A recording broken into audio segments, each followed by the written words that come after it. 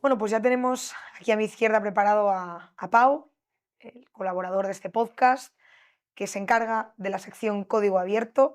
Pau es doctor en Relaciones Internacionales e Inteligencia Artificial y nos ayudará a entender los temas de los que tratemos en los episodios del podcast a través de los datos.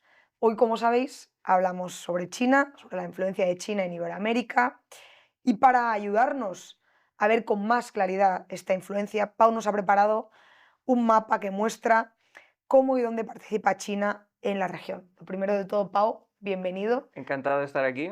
En los Y ser un cable. siguientes podcasts ya vas a ser parte oficial del equipo, pero hoy te tenía que El presentar. científico de datos de cabecera. ¿Qué dicen? En efecto, en efecto. Pues nada, Pau, cuéntanos qué nos muestra el mapa que has creado. ¿Qué nos muestra el mapa? ¿Qué patrones saldrán a la vista, Irone? Pues un poco lo que queremos presentar aquí en la relación entre China e Iberoamérica. Hay muchísimos datos, hay muchísima información. Vamos a tratar de explicar lo más relevante y vamos a basarnos en información recopilada de distintas fuentes. La estaréis viendo ahora mismo por la pantalla. Centrándonos en inversiones principalmente.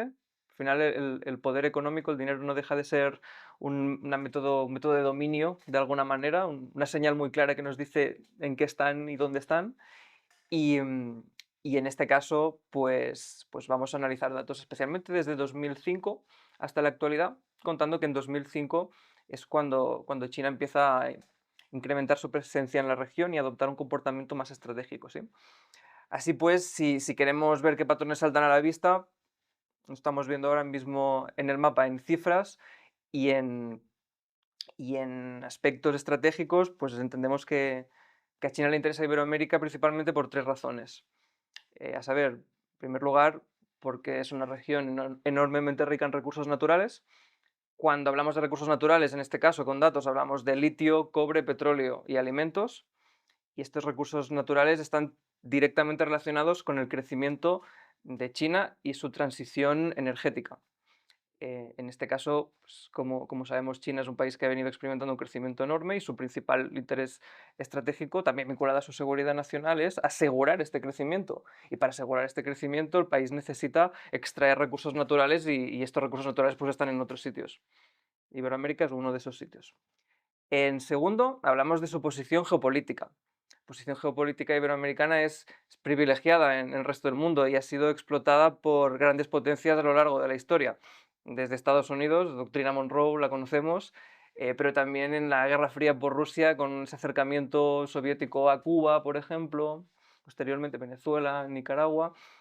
A día de hoy, China no adopta un rol tan agresivo como otras grandes potencias en el pasado, pero sí que hay una aproximación que al final le permite a la República Popular pues, tener acceso a un territorio con dos océanos, rutas estratégicas y obviamente cercanía indirecta a Estados Unidos.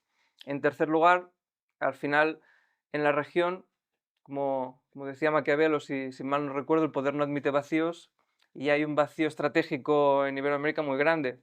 O sea, hay mucha necesidad, todo está por hacer. China entra para suplir ese vacío estratégico también, ofreciendo mejores condiciones que Estados Unidos. Creo que nuestro invitado nos contará algo de esto al respecto. Si nos basamos en las cifras, pues lo estamos viendo ahora mismo por pantalla. Para que nos hagamos una idea, en el año 2000 el comercio entre China y América Latina era de apenas 12.000 millones de dólares, aproximadamente según fuentes del Instituto de la CELAC. En el 2024 ya alcanzó más de 500.000 millones en inversión directa, solo en inversiones directas. En este caso, en este tipo de inversiones, China ha levantado más de 150.000 millones pues solo durante los últimos años. 20 años, ¿no? Durante los últimos Sí, 20 sí, años. en este caso. Si sumamos, disculpa, las inversiones indirectas, el monto crece mucho más. ¿Y qué empresas lo están haciendo a día de hoy? Eso es importante entender las empresas. Eh, Tú verás por qué. Huawei, Costco, State Grid, GovCo ya están presentes en más de una docena de países. ¿Por qué? Pues porque están gestionando desde redes eléctricas hasta puertos, minas y redes de telecomunicaciones. Entonces, vemos que este tipo de estrategias de inversión, yo diría, yo las ubicaría alrededor de tres ejes de poder mediante los cuales, o de interés, entre los cuales China entra en la región, sí. primer lugar, los proyectos de infraestructura generan un enorme dinero siempre. O sea, desde un punto de vista de inversiones, son proyectos muy atractivos, son muy caros. Y además generan ciertas dependencias porque están controladas por empresas o fondos que son chinos, en este caso. Por ende, esto nos lleva a un segundo nivel, hay un control estratégico. Te lo voy a decir de una manera muy sencilla. Si China controla un puerto de aguas profundas en Perú, por ejemplo, los barcos chinos pueden desembarcar en condiciones privilegiadas. Y en según qué situaciones, si nos vamos a la conspiración, podría tener un doble uso militar en el futuro. No hay que olvidarlo tampoco. Y naturalmente se generan dependencias políticas, claro. Así que, bueno, uno de los patrones más claros en este caso es la concentración en sectores estratégicos, como vemos. Minerales, infraestructura logística y energía. Porque, digamos, tú dirías que China cuando invierte no lo hace al tuntún, ¿no? ¿Tú crees que hay como una estrategia o por lo menos, digamos, un objetivo muy claro? Claro, Irune, yo creo que realmente ningún inversor en la actualidad cuando invierte lo hace al tú, pero sí que es cierto que estamos muy acostumbrados en sociedades un punto más liberales, por así decirlo, que hay una cierta independencia de inversores, incluso grupos interesados en un producto o un sector, grupos con un apego emocional incluso a cierto tipo de productos financieros o acciones, etcétera, ¿no? O con dependencias históricas, tradiciones. En China encontramos una alineación muy clara entre el Estado y los instrumentos de inversión, existiendo instrumentos de inversión que están directamente controlados por el Estado y responden a una, como se suele decir en la literatura anglosajona, una grand strategy en relaciones exteriores, ¿no? En política exterior. Y en China lo sabes tú perfectamente, Belt and Road y proyectos similares están totalmente alineados en esta línea, así que en este caso con China nos movemos en estas coordenadas. ¿Y nos puedes poner ejemplos sobre sectores en los que China ha invertido o está invirtiendo? Por supuesto. Te voy a poner un ejemplo muy sencillo y muy claro en Argentina, país además en el cual tenemos a Milei, quien parecía que iba a enfriar las relaciones con el gigante asiático, pero todavía Bueno, es que las se... necesidades de financiación eran Efectivamente, elevadas. efectivamente. Entonces uno se agarra un poco a lo que prima el negocio, ¿no? En Argentina, por ejemplo, la empresa china Ganfeng Lithium, litio muy importante, una vez más, transición energética, coche eléctrico, China, pues ha consolidado una presencia enorme, ¿no? Por ejemplo, en provincias como Salta y Jujuy, pues en Salta operan el proyecto Mariana, ubicado cerca del Salar de Luriarco. Este proyecto representa, para que lo veamos aquí, más de 980 millones para el desarrollo del proyecto destinados a la construcción de un parque solar que abastece de energía renovable a una planta, en este caso. El Parque Industrial General Güemes tiene una capacidad de producción anual de 20.000 toneladas métricas de cloruro de litio, también en la región. Y, y claro, obviamente esto tiene un impacto político muy claro. Se generaron más de 10.000 empleos alrededor de estos proyectos que Claro, acabo de mencionar. no, evidentemente al poder político, cualquier proyecto de investigación, de inversión que vaya ligado Al a la empleo, generación de empleo, pues eso, tiene una venta muy efectivamente. fácil. 600 puestos de trabajo permanentes alrededor de este proyecto en la fase operativa. Y, ¿Y esta empresa ujú. solo controla o está involucrada en este proyecto o esta misma empresa está en otros proyectos en el Esta país? misma empresa está operando en Incahuasi, Arízaro, en Salta también Salta, Pozuelos, Pastos Grandes, tiene plantas por toda la región y ahí apreciamos en este tipo de proyectos, como estaremos viendo ahora mismo por el mapa en pantalla, cómo China tiene esa capacidad de controlar, creo que nos tenemos que quedar con esto, toda la cadena de valor desde la extracción mineral o del producto, de la materia prima, hasta la propia red ferroviaria que lleva el material al puerto, el cual también está invertido en gran medida y se lo lleva al país, a la República Popular de vuelta, ¿no? Pero no solo en Argentina. En este caso también es muy importante que destaquemos todo lo que tiene que ver con la red eléctrica, por ejemplo, con la capacidad de producción de energía. En Brasil, por ejemplo, la estatal China State Grid Corporation de China ha consolidado una presencia muy fuerte desde su entrada ha invertido más de 18.000 millones De reales, ¿no? en el país. Que eso en dólares más o menos. 3,6 mil millones aproximadamente en proyectos de transición eléctrica.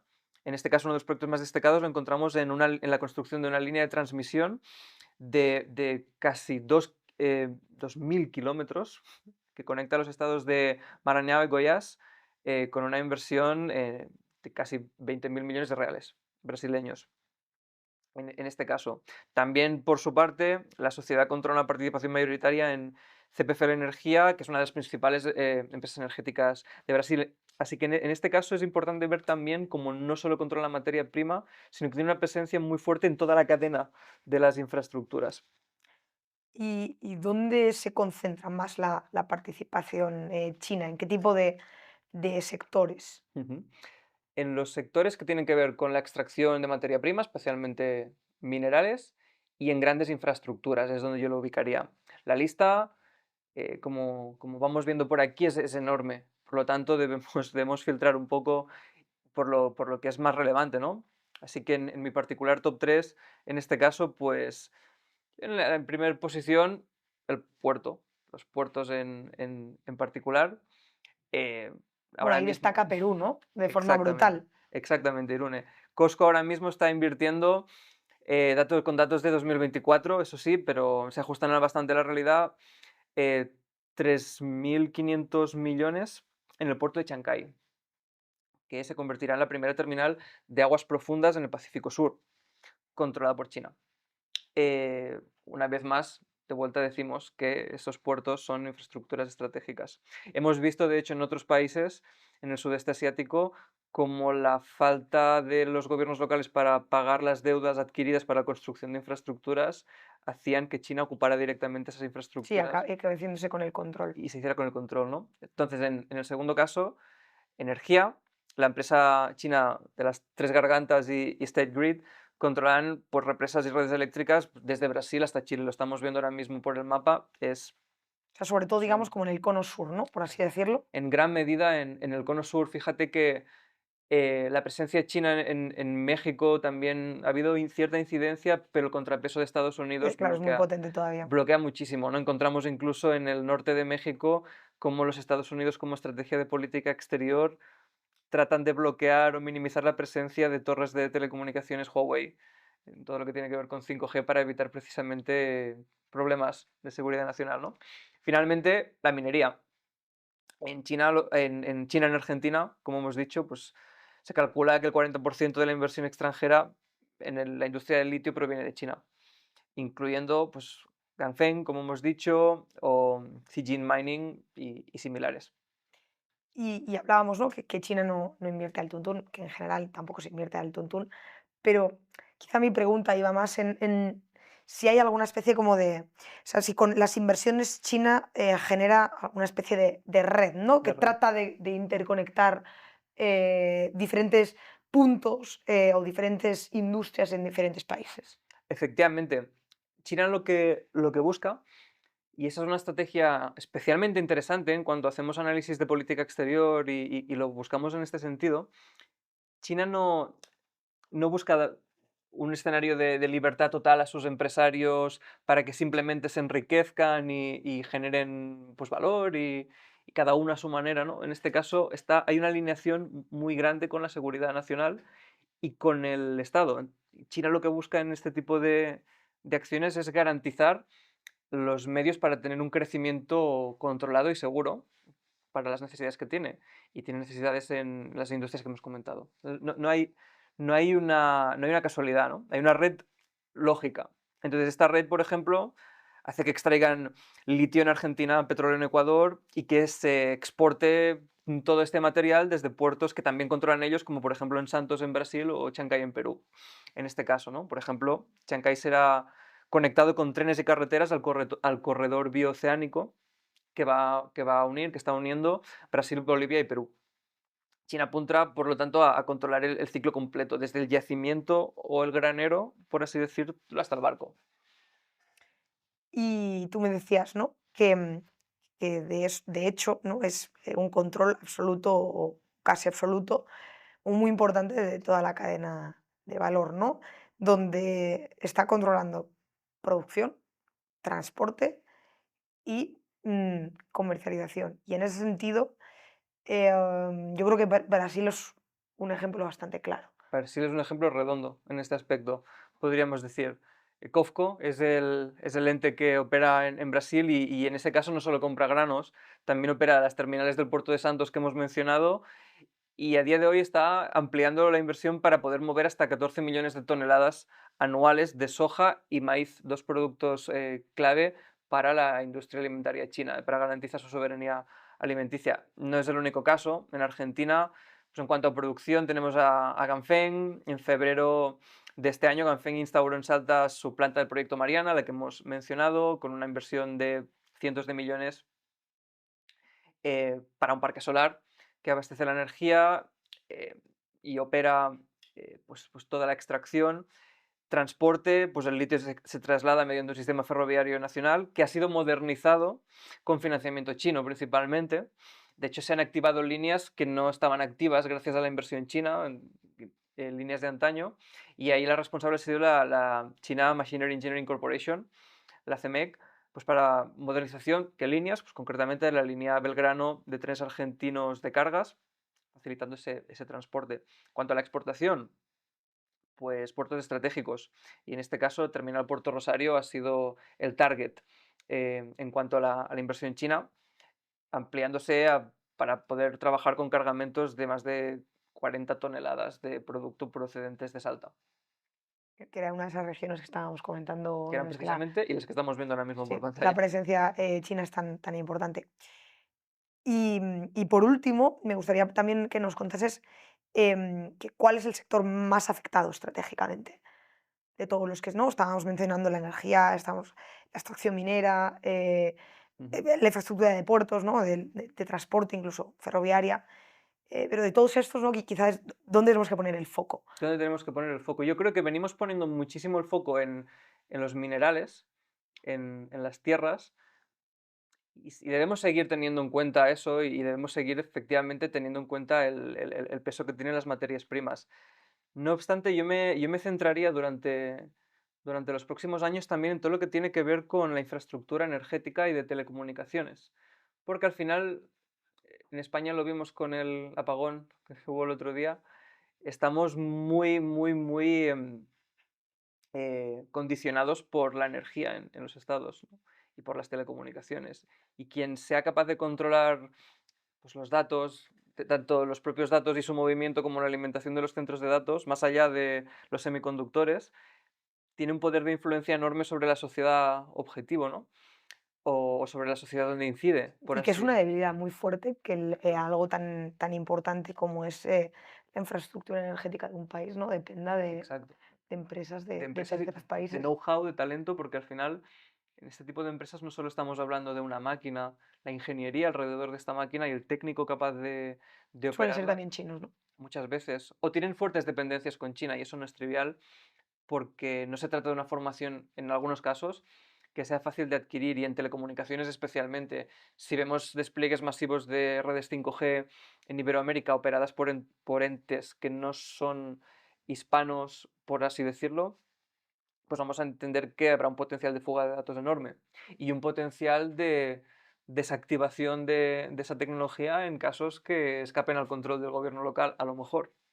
Entonces, sí, obviamente los proyectos mineros son muy importantes, pero Pero la infraestructura energética no es... yo también de vez en cuando movería, para no decir lo que se suele decir siempre, el aspecto hacia ahí, ¿no? Y como último dato en este caso, pues en cuanto a la energía, en Argentina se están construyendo las represas Zepernik y Kirchner en Santa Cruz, y tampoco es un tema tan trivial económicamente, estamos hablando de más de 4.000 millones y están financiadas y construidas por empresas chinas. Entonces se generan dependencias estructurales.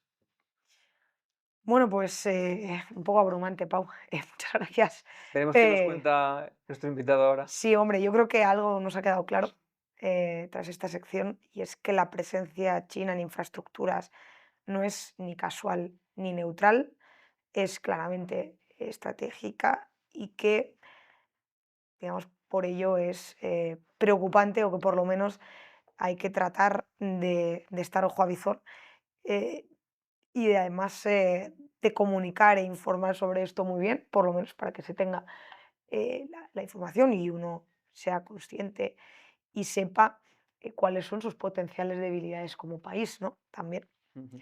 Muchísimas gracias, Pau. Nos vemos en un siguiente episodio. A ti, hasta la próxima.